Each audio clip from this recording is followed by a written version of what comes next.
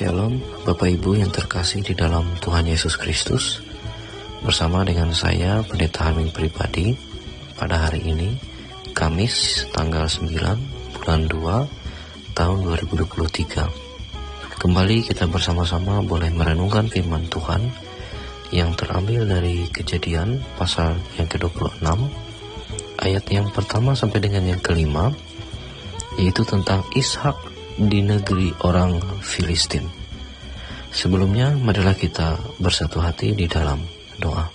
Kembali kami mengucapkan syukur dan terima kasih ya Tuhan, di mana pada saat hari ini kami merenungkan firman Tuhan, dan kami sangat mensyukuri atas penyertaan Tuhan di sepanjang kehidupan kami.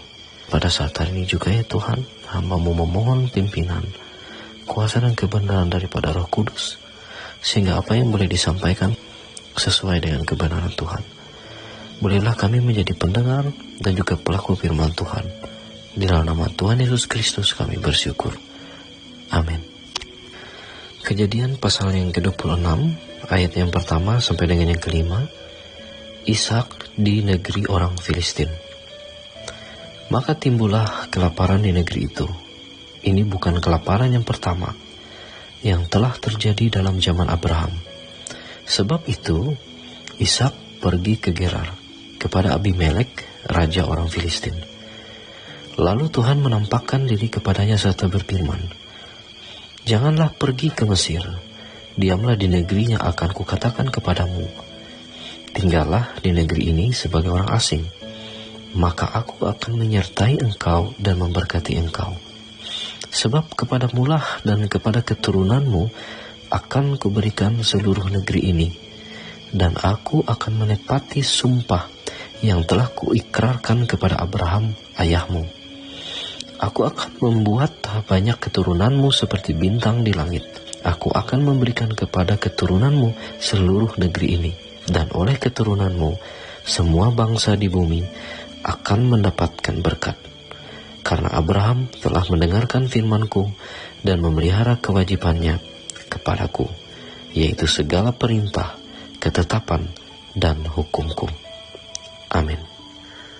Bapak Ibu yang terkasih di dalam Tuhan Yesus Kristus, jikalau kita memperhatikan dengan seksama Kejadian pasal 26 ayat pertama sampai dengan ke-33, yaitu menceritakan tentang kehidupan Ishak. Dan di dalam Kejadian 26 ayat yang pertama sampai dengan yang kelima ini menceritakan bagaimana tentang Ishak di tengah-tengah bencana kelaparan. Sepintas mungkin muncul di benak, mengapa Ishak harus ada di situasi pergumulan yang demikian berat, sekalipun Ishak adalah seorang anak Tuhan, dan ia pun tinggal di tanah yang dijanjikan. Tetapi mengapa ia harus mengalami bencana kelaparan? Hal ini juga terkadang bisa saja terbesit, bahkan diutarakan oleh orang Kristen. Sekalipun kita adalah orang yang taat dan hidup sesuai firman Tuhan, bisa saja kita terkena penderitaan atau bahkan bencana. Namun janganlah sampai menarik kesimpulan bahwa hal itu terjadi karena kita telah berbuat dosa, karena itulah kutuk atau perbuatan iblis. Penderitaan dan bencana belum tentu menunjukkan bahwa Tuhan tidak lagi menyertai atau memberkati kita. Malah sebaliknya, hal itu bisa saja terjadi atas izin daripada Allah, karena Tuhan memiliki rencananya sendiri yang pastinya adalah yang terbaik bagi umatnya. Bahkan tidak lain untuk membentuk ketekunan serta iman yang semakin kokoh. Bapak Ibu yang terkasih di dalam Yesus Kristus, mungkin kita pernah membaca tentang pelajaran dari pekerjaan seorang tukang periuk atau seorang pengrajin pembuat wadah untuk tempat makanan atau bahkan memasak, yang umumnya terbuat dari bahan tanah liat. Hal ini terdapat di dalam kitab Yeremia pasal 18 ayat pertama sampai dengan yang ke-6, yang berbunyi demikian. Firman yang datang dari Tuhan kepada Yeremia bunyinya, "Pergilah dengan segera ke rumah tukang periuk Di sana aku akan memperdengarkan perkataan-perkataanku kepadamu. Lalu pergilah Yeremia ke tukang periuk, dan kebetulan ia sedang bekerja. Apabila bejana yang sedang dibuatnya dari tanah liat di tangannya itu rusak, maka tukang periuk itu mengerjakannya kembali menjadi bejana lain, menurut apa yang baik pada pemandangannya. Kemudian datanglah firman Tuhan kepada Yeremia, masakan aku tidak dapat bertindak kepada kamu seperti tukang periuk ini?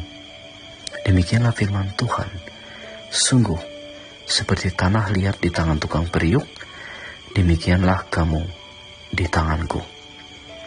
Jikalau kita memperhatikan setiap proses yang dilakukan oleh tukang periuk, bukankah setiap prosesnya diharuskan ada suatu tempaan, goresan, bahkan sampai dipanaskan dengan suhu yang tinggi, dengan tujuan agar bahan tersebut semakin kokoh, kuat, dan berkualitas. Demikianlah kita membayangkannya saat pribadi manusia juga diibaratkan sebagai bejana.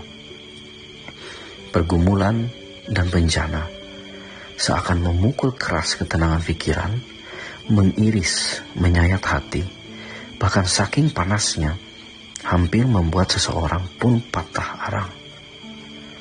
Bapak Ibu yang terkasih, kita juga menemukan hal serupa yang tercantum dalam surat Yakobus pasal yang pertama, ayat yang kedua sampai dengan yang keempat, yaitu tentang iman dan hikmat yang berbunyi demikian.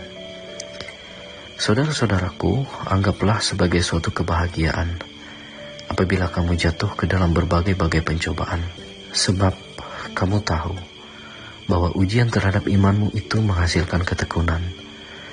Dan biarkanlah ketekunan itu memperoleh buah yang matang, supaya kamu menjadi sempurna dan utuh dan tak kekurangan suatu apapun. Dari paparan yang tersampaikan, kita boleh merenungkannya dengan bijaksana. Ada tujuan yang sangat mulia dari setiap rencana dan kehendak Tuhan. Tidak lain adalah untuk kebaikan bagi setiap orang yang dikasihinya. Semua orang pastinya akan takjub pada periuk yang indah, apalagi dengan seni serta kualitas yang mumpuni dari ahlinya. Dan semua orang pastinya akan hormat dan takjub kepada seseorang yang telah berhasil melalui setiap pergumulan, bahkan bencana di dalam hidupnya. Dan ia pun masih tetap tersenyum, terus berkarya, serta senantiasa bersyukur kepada Tuhan atas segala yang terjadi. Kembali kepada seorang Ishak, Bapak Ibu boleh membaca sampai tuntas tentang bagaimana akhir cerita. Tujuannya tidak lain dan tidak bukan, semua yang terjadi adalah atas kehendak Allah, agar Ishak menjadi hamba yang taat, setia, tekun, dan beriman kuat, sehingga tidak ada lagi keraguan, ketakutan, ketidakyakinan akan Tuhan. Bukankah kita saat ini adalah juga bejana, dan akan terus dibentuk menjadi periuk yang berkualitas? Maka untuk itulah, serahkanlah dirimu kepada ahlinya, yang akan membentuknya menjadi sempurna. Berbahagialah jika sekarang kita berada dalam masa-masa ujian, bahkan pencobaan. Jalanilah hal itu dengan memohon penguatan dan perlindungan dari kuasa-Nya. Karena saat kita berhasil melaluinya bersama dengan Tuhan, Tuhan sudah menyiapkan yang terbaik di setiap akhir prosesnya. Kata-kata Tuhan di dalam Kejadian pasal 26 ayat 4 yang juga berkaitan dengan Kejadian pasal 22 ayat 17-18, Aku akan membuat banyak keturunanmu seperti bintang di langit. Aku akan memberikan kepada keturunanmu seluruh negeri ini, dan oleh keturunanmu semua bangsa di bumi akan mendapat berkat. Jadilah berkat bagi semua orang, senantiasa bersyukur, dan teruslah berbuah dalam kasih Kristus. Amin. Bapak Ibu yang terkasih di dalam Tuhan kita Yesus Kristus, marilah kita bersatu hati di dalam doa. Kembali lagi dengan kerendahan hati, hamba-Mu memohon penyertaan serta pengudusan daripada Tuhan, sehingga doa ini berkenan di hadapan Tuhan yang Maha Kudus. Hari ini ya Tuhan, kami berdoa bagi bangsa dan negara kami. Kami berdoa bagi para pemimpin kami hingga sampai di daerah Murung Raya ini. Kami yakin mereka boleh melaksanakan tugas tanggung jawab dengan penuh hikmat dan kebijaksanaan, serta sesuai dengan kebenaran Tuhan. Kami juga memohon senantiasa mereka dikuatkan dan juga dianugerahkan kesehatan daripada Tuhan. Dan hari ini kami juga berdoa untuk lembaga gereja kami, dan juga terkhusus bagi lembaga gereja kami GKE. Kami yakin dan percaya seluruh para pekerja, seluruh hamba Tuhan, dan seluruh anggota jemaat yang ambil bagian di dalam tugas dan tanggung jawab pelayanan, semuanya diberkati dan saling mengasihi satu sama lain dengan kebenaran Tuhan. Kami juga mendoakan seluruh jemaat kami ya Tuhan. Kami yakin dan percaya Tuhan memberkati, menyertai kami senantiasa. Tuhan memberkati dalam setiap usaha pekerjaan kami. Tuhan memberkati keluarga kami. Tuhan memberkati juga setiap harapan, rancangan rencana hidup kami hari ini dan sampai seterusnya. Kami juga berdoa ya Tuhan untuk orang tua terkasih kami yang lanjut usia, untuk saudara-saudari kami baik janda dan duda yang menjaga kekudusan dirinya, untuk anak-anak kami yatim piatu, dan juga untuk saudara-saudari kami yang dalam pergumulan sangat berat, di dalam kesusahan berat. Kami memohon pertolongan senantiasa, jalan keluar, dan juga kasih karunia daripada Tuhan yang menyertai memberkati mereka. Kami juga berdoa untuk jemaat Gloria Sungai Lunuk. Kami mendoakan seluruh anggota jemaat yang senantiasa setia, taat di dalam kasih dan penyertaan Tuhan. Kami yakin dan percaya Tuhan memberkati, rancangan damai sejahtera Tuhan senantiasa terjadi dalam setiap kehidupan. Dan pada saat hari ini ya Tuhan, kami serahkan seluruh hidup kami hanya di dalam kasih sayang Tuhan dan rancangan kehendak daripada Tuhan. Tuhan Yesus menyertai dan memberkati. Bapa kami yang di sorga, dikuduskanlah namamu.